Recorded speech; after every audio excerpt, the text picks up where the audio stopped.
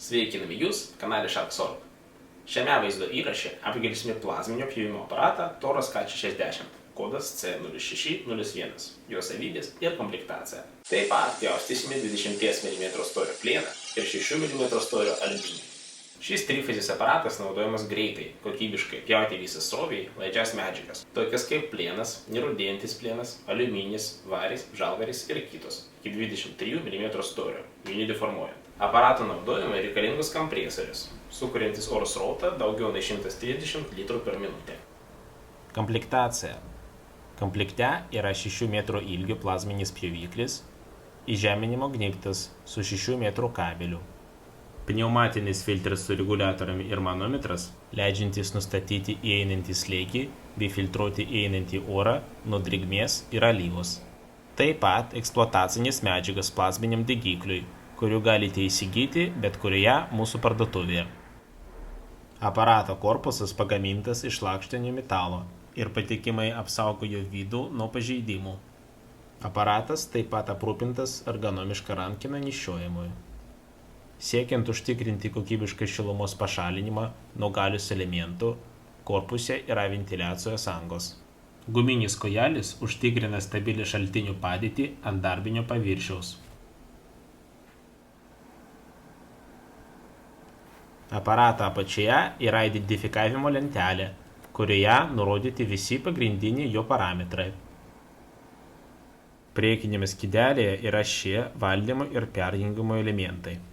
Pjovimo srovės reguliavimo potenciometras, skaitmeninis ekranas, rodantis nustatytą pjovimo srovės vertę, apsaugos nuo perkrovos LED indikatorius. Srovė išsijungus, ventiliatorius veikia toliau. Neišjunkite aparato, kol jis vėsta. Aparatui atvėsus, srovė vėl įsijungs, o indikatorius užges. Galima tęsti darbą. Perjungimo elementai. Kombinuota jungtis plazminiam pjovikliui prijungti. Jis į plazminį degiklį kartu teikia suspaustą orą ir neigiamą potencialą. Jungtis su pusrutulio formos vidinė dalimi ir sūriniu sriegiu M16 į 1,5. Dviejų kontaktų elektros jungtis su fiksuojamu veržle. Skirta prijungti grandinę mygtuku ant plazminio pjoviklio rankenos įjungiančią pjovimą.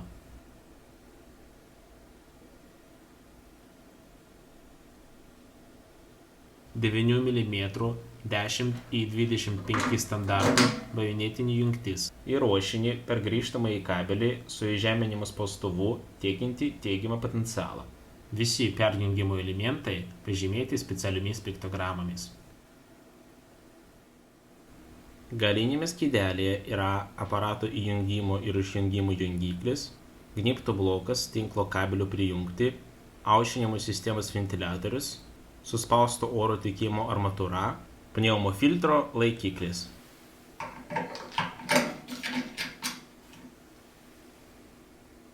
Dabar eime į mūsų dirbtuvės. Pažiūrėkime, kaip aparatas veikia. Norėdami pademonstruoti galimybės, supjaustysime 20 mm storio juodo plieno plokštę. Pritvirtinam degiklį ir grąžinimo kabelį pagal priekinio skydelio piktogramas. Pjovimo srovę nustatome iki 60 amperų maksimumo, oro slėgį iki 5 atmosferų. Kad pjovimas būtų stabilus, kompresorius turi užtikrinti ne mažesnį kaip 180 litrų per minutę oro srautą.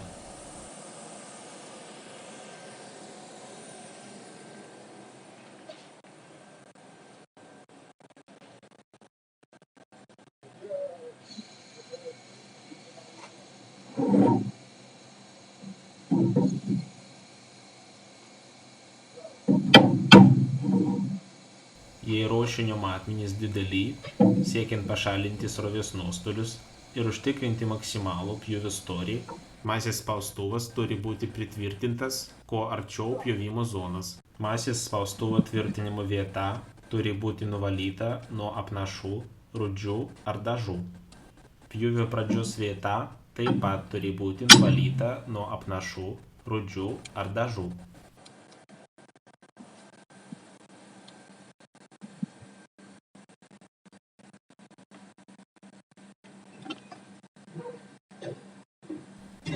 Pjūvis turi prasidėti nuo krašto arba nuo iš anksto pagrįžtos skylės, jei detalė stora.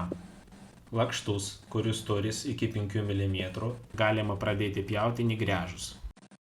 Prieš tai tiesiog išmušus skylę plazmos srovė, kai pjovimo galvutė pakreipta maždaug 45 laipsnių kampu. Mes pradedame nuo krašto.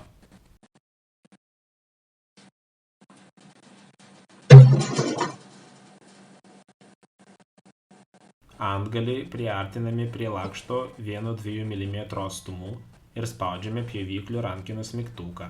Užgydamas lankas, pradedamas tekti oras.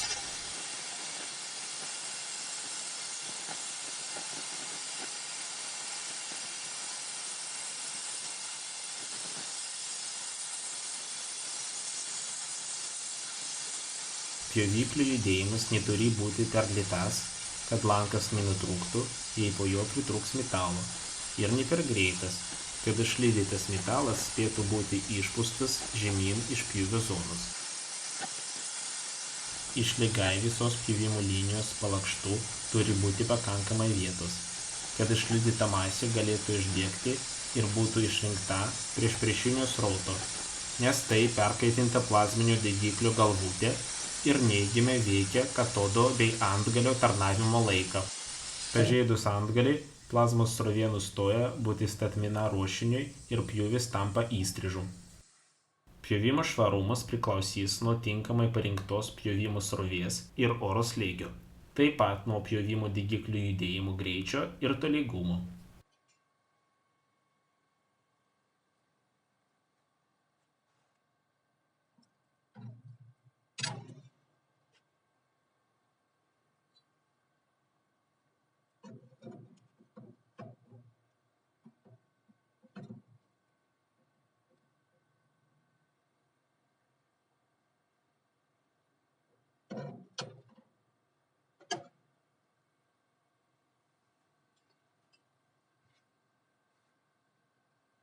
Sudegusio metalo likučiai lengvai atsiskyrė.